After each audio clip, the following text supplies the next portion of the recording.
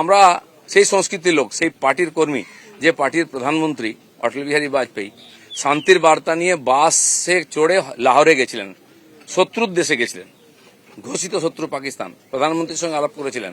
ফিরে আসার পরে পাকিস্তান আক্রমণ করেছিল, কার্গিল যুদ্ধ হয়েছিল। অটল বিহারীর হাত কাঁপেনি, মিরাজ পাঠিয়ে দিয়ে, সেনা পাঠিয়ে দিয়ে সমস্ত বাংকার গুঁড়িয়ে দিয়েছিলেন। আমরা সেই সংস্কৃতি, এটা ভারতের সংস্কৃতি, এটা বিজেপি সংস্কৃতি। আমার প্রধানমন্ত্রী নরেন্দ্র মোদী তিনি নওয়াজ শরীফের বাড়িতে বিয়েতে নেমন্ত্রণ রক্ষা করতে গেছিলেন, কোনো প্রোটোকল মানেননি, আশীর্বাদ করেছিলেন মেয়েকে। কিন্তু তারপরে পাঠানকোট হয়েছিল, পুলওয়ামা হয়েছিল, কিন্তু নরেন্দ্র মোদী সার্জিক্যাল স্ট্রাইক করতে, এয়ার স্ট্রাইক করতে পিছিয়ে যাননি, কারণ এটাই বিজেপি, এটাই ভারতীয় সংস্কৃতি। সেজন্য আমরা যেন আমাদের পরিচিতি না ভুলে যাই।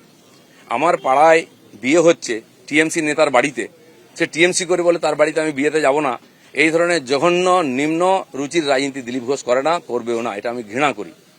আমার বাড়ির জামাই যদি অন্য পার্টি করে, সেই মেয়ের বাড়ি আমি যাব না, এই রাজনীতি দিলীপ ঘোষ করে না, করবে না।